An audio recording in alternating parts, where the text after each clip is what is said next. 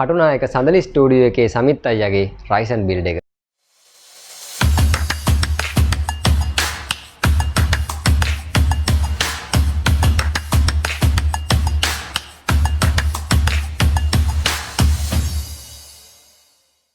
right අද අපි කරන්නේ Ryzen 5 3400G processor එක එන Ryzen 5 build එකක්. ඇත්තටම මේ build එක කරන්නේ අපි ස්ටුඩියෝ එකකට. ඉතින් අපි වෙනදාට ඔයගලන්ට අරන් එන්නේ ගොඩක් වෙලාවට ගේමින් වීඩියෝ කියන්නේ ගේමින් වලට අපි කරන build එකක්. නැත්නම් work station වැඩ වලට ගන්න එකක්. අද අපි කරන්නේ සම්පූර්ණයෙන්ම graphic design වලට තමයි අපි අද මේ Ryzen build එක කරන්නේ. ඉතින් මුලින්ම කියන්න ඕනේ සමිත් අයියා අපිව සම්බන්ධ කරගත්තේ අපේ Facebook පිටුව හරහා. ඉතින් message එකක් දාලා තිබ්බා මල්ලි මට Ryzen build එකක් කරගන්න ඕනේ. මගේ graphic design වැඩ වලට මගේ ස්ටුඩියෝ එකේ තියෙන වැඩ ටික කරගන්න ඕනේ කියලා. ඉතින් එයාගෙත් තිබ්බා idea එකක් මම Ryzen build එකකට යන්නේ Intel build එකකට යන්නේ නැතුව මගේ වැඩ ටිකට මට Ryzen එකක් තමයි හරියන්නේ කියලා. ඉතින් ඒ වගේම අපේ අදහසුත් දාලා මේ build එකට අපි ඉතින් මේ item ටික select කරගත්ත මේ build එක කරන්න ඕනේ කියලා. ඉතින් අපි බලමු මේ build එකට මුලින්ම තෝරගෙන තියෙන item ටික මොනවද කියලා.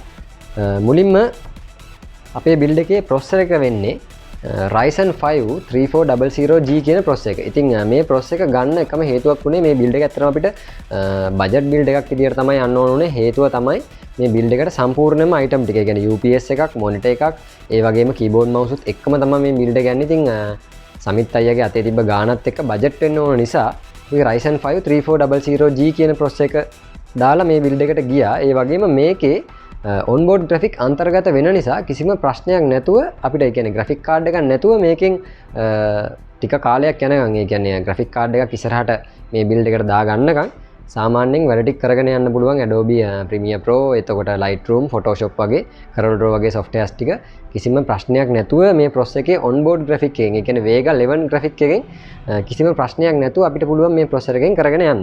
ඉතින් ඒ වගේම සමිත් අයියා කිව්වා එයාට ඉස්සරහට තව පොඩ්ඩක් RAM එක වැඩිපුර upgrade කරගන්න ඕනේ කියලා. දැන්ට අපි මේ build එකට use කරන්නේ CORSAIR VENGEANCE 8GB RAM දෙකක්. ඒ කියන්නේ 3200 MHz වලින් එන 8GB RAM දෙකක්. ඉතින් ඒ වගේම මේ අපි board එක දානවා මේකට GIGABYTE B450 motherboard එක. ඉතින් මේ board එක තෝරගන්නත් හේතුවක් වෙනවා මේ motherboard එකේ RAM slots 4ක් එනවා. ඔයගොල්ලන්ට සමීප ඡායාරූපයක් අපි වීඩියෝ එක අතරතුරේදී මේකේ පෙන්නන්න. ඉතින් එතකොට මේකේ RAM එක 64GB යනකම් අප්ග්‍රේඩ් කරගැනීමේ හැකියාව තියෙනවා. එතකොට ඉස්සරහට වුණත් මේ motherboard එක වෙනස් කරන්නේ නැතුව මේ item වලින් අපිට ලොකු වැඩක් ගන්න පුළුවන් මේ motherboard එක අපි use කරන්නේ ඒ නිසා මේ build එකට. ඒ වගේම තමයි main boot drive එක විදියට ADATA M.2 120GB M2 drive එකක් අපි use කරනවා. එතකොට සමිත් අයියා මුලින්ම යෝජනා කරේ මේකට අපි SSD එකක් දාමු කියලා. ඉතින් SSD එකට වඩා වේගවත් සහ ටෙක්නොලොජි එකෙන් අලුත් එක තමයි M2 drive එක කියන්නේ. ඉතින් 120GB එකක් ඇති අපිට හොඳටම Windows උයි. ඒතර මේ PC එකේ drivers ටිකයි softwares ටිකයි install කරගන්න. ඒ වගේම අපි ස්ටුඩියෝ එකකට මේ machine එක build කරන නිසා සාමාන්‍යයෙන් අපි ඔයගොල්ලෝ අපේ කලින් videos වල දකින්න ඇති අපි මේ build වලට 1TB hard drive එකක් ගත්තොත් දාන්නේ Seagate නැත්නම් WD Blue එකක්. WD Blue hard එකක් නැත්නම් Seagate Bermuda hard එකක්. ඉතින් මේ build එකේ විශේෂත්වය තමයි අපි මේ build එකට WD Purple hard drive එකක් තමයි දාන්නේ. ඒතර මේ Purple hard drive එකේ වෙනස තමයි සාමාන්‍යයෙන් ස්ටුඩියෝ එක කියන්නේ සාමාන්‍ය wedding photos, එතකොට wedding albums වගේ ගොඩක් වටින data තමයි තියෙන්නේ. ඉතින් data loss වෙන්නේ නැහැ මේ වගේ hard drives වල. අනිත් hard drive loss වෙනවා කියන එක නෙවෙයි කියන්නේ මේ hard drive හදලා තින්නේ මේකට server lines hard drive කියලා තමයි කියන්නේ. ඒ කියන්නේ සාමාන්‍යයෙන් අපි මේ hard disk එකක් පැය කියන්නේ දවස් 4ක් විතර එක දිගට ඔන්න එකේ තියන් හිටියත් කිසිම ප්‍රශ්නයක් වෙන්නේ නැහැ. ඒ කියන්නේ මේක හදන්නෙම servers type එකට. ඒ කියන්නේ අපිට ගොඩක් කාලයක් මේ hard එක ඔන්න එකේ තියාගන්න පුළුවන්. ඉතින් ඒ නිසා තමයි මේ build එකට WD Purple 1TB hard drive එකක් use කරන්නේ. ඒ වගේම තමයි මේ build එකට අපි දැන් සමිත් අයියාගේ ඉස්සරහට තව idea එකක් තියෙනවා මේ processor එක මේ විදිහටම තියෙද්දි 4GB වගේ graphic card එකකට යන්න. ඉතින් මේ graphic card එකටත් match වෙන්නත් එක්කම අපි මේ build එකට තෝරගත්ත RAIDMAX 500W 80 plus power supply එකක්. ඉතින් මේ supply එක හොඳටම ඇති අපේ build එකේ power එක up කරලා ගන්න. ඒ වගේම ඉස්සරහට අපි GTX 1650 වගේ අලුතෙන් එන card එකකට ගියත් 4GB කිසිම ප්‍රශ්නයක් නැතුව මේ supply එකෙන් අපිට මේ ඒකේ power එක අපිට තියාගන්න පුළුවන්. ඒ වගේම තමයි මේ build එකේ casing එක විදියට අපි use කරන්නේ G9 casing එක. ඉතින් ඕගොල්ලෝ කවුරුත් දන්නවා හැමෝම අතරම ප්‍රචලිත casing එකක්. ඉතින් මේ casing එකේ air flow එකත් හොඳයි. ඒ වගේම ෆෑන්ස් 6ක් ගහන්න පුළුවන් මේ කේසින් එකට. DVD රයිට් එකක් ප්ලග් කරන්නත් පුළුවන්. ඉතින් මේ කේසින් එක අපි යූස් කරනවා LED ෆෑන්ස් 3ක් එක්ක. රෙයා පැනල් එකේ ෆෑන්ස් දෙකකුත් බැක් එකේ එක ෆෑන් එකකුත් වගේම ඒ විදිහට තමයි අපි මේ කේසින් එකට ෆෑන්ස් සවි කරලා තියෙන්නේ. ඒ වගේම තමයි මේ බිල්ඩ් එකට සම්පූර්ණයෙන්ම අපි යන නිසා 22 inch IPS මොනිටර් එකක් අපි යූස් කරනවා 1080p මොනිටර් එකක්. මොකද ග්‍රැෆික් කරන කෙනෙක්ට වැදගත්ම දෙයක් තමයි මොනිටර් එක. ඉතින් කලර්ස් හරියට තියෙන්න ඕනේ. ඒ වගේම 1080p resolution තියෙන්න ඕනේ. ඉතින් ඒ නිසා තමයි අපි සජෙස්ට් කරේ මේ වගේ හොඳ පැනල් එක quality monitor එකක් මේ build එකට. ඒ වගේම තමයි ගොඩක් අය කරන්නේ නැති දෙයක් තමයි මේ වගේ හොඳ build එකක් කරලා UPS එකක් දාගන්නේ නැහැ. අපි ඒකට හේතුව කියන්නම් අපි අනිවාර්යයෙන්ම UPS එකක් build එකකට දාගන්න ඕනේ කියලා. ඉතින් දැන් ගොඩක් වෙලාවට අපි හැමෝගෙම 230 තමයි 220 230 තමයි ගෙදර කරන්ට් එක අපිට ඉලෙක්ට්‍රිසිටි බෝඩ් එකෙන් හම්බ වෙන්නේ. ඒ වුණාට ඕගොල්ලෝ නිකමට වගේ මල්ටිමීටර් එකකින් චෙක් කරලා බලන්න අපිට ඒ අගේම ලැබෙන්නේ නැහැ. ගොඩක් වෙලාවට තියෙන්නේ 180 200 වගේ වෝල්ටේජ් එකක් තමයි අපිට ලැබෙන්නේ. ඉතින් එතකොට අපි මේ PC components වලට ඩැමේජ් වෙන්න පුළුවන්. අන්න ඒ හේතුව නිසා තමයි අපි ගොඩක් වෙලාවට UPS එකක් යොදා ගන්න කියන්නේ. ඊට අමතරව දැන් අපි හිතමුකෝ අපි Photoshop එකේ වීඩියෝ එකක් එඩිට් කර ඉන්නවා. දැන් අපි මේක හදන්නේ ස්ටුඩියෝ එකකටනේ. එතකොට වීඩියෝ එක අපි වීඩියෝ එකක් හෝ ෆොටෝ එකක් එඩිට් කර ඉද්දි එකපාරටම කරන්ට් එක ගියා කියමු. එතකොට අපිට අර වැඩේ සේව් කරගන්න බැරුව යනවා. ඉතින් ඒ වගේ අවස්ථාවකදී ආයෙ අපි මේ එඩිට් කර හිටපු වැඩේ ආයෙ මුලින් නම් අපි කරන්න ඕනේ. අන්න ඒකට විසඳුමක් විදියටත් මේ UPS එක අපිට පාවිච්චි කරන්න පුළුවන්. ඒ වගේම තමයි ගොඩක් කට්ටිය දැන් UPS උත් තරම් අපි මේ වැඩේ ඔක්කොම කරලාට වයිරස් ගාඩ් එකක් දාගන්නේ නැහැ. වයිරස් ගාඩ් එකක් ඕන නැහැ. අපිට Windows එකට එන Windows Defender එක ඇති. එහෙම කියන කට්ටියත් ඉන්නවා. ඉතින් එහෙම වෙන්නේ නැහැ. දැන් ස්ටුඩියෝ එක නිතරම pen drive hard disk ඒ කියන්නේ portable hard drive මේ PC එකට plug කරනවා. එතකොට විවිධ customers ලා ඒගොල්ලන්ගේ PCs වලින් අරගෙන එනවා pen එකට දාගෙන ඒගොල්ලන්ගේ photos edit කරගන්න. ඉතින් ඒ වගේ වෙලාවට අපි අපේ PC එකේ හොඳ වයිරස් ගාඩ් එකක් තියෙන්න ඕනේ. ඉතින් අපි ඒ නිසා මේ PC එකට ESET single user 1 year license key එකක් තියෙන මෙන්න මේ ESET වයිරස් ගාඩ් එකත් අපි use කරනවා. ඉතින් අපි බලමු මේ PC එක build වෙන්නේ කොහොමද කියලා.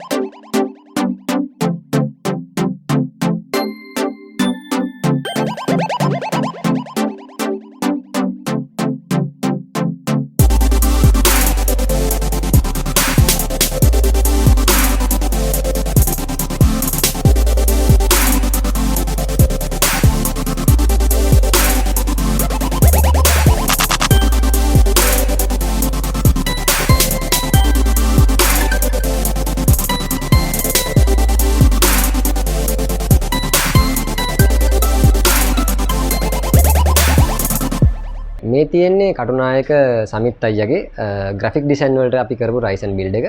ඉතින් මුලින්ම සමිත් අයියට thanks කරන්න ඕනේ අප ආයතනය කෙරෙහි තබලා අපේ විශ්වාසයට අපේ මේ build එක කරගත්තට. ඉතින් මේ මුළු build එකටම ගිය වටිනාකම ඒ කියන්නේ item by item අපි පල්ලෙහා description එකේ දානවා.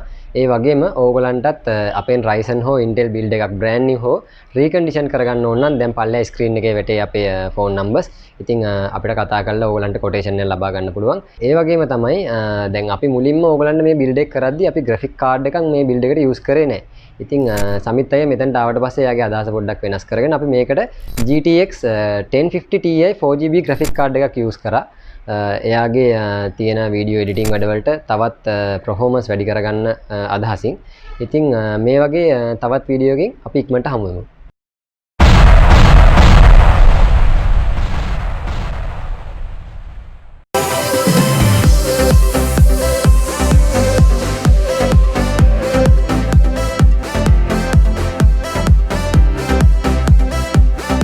It's caught in the crossfire.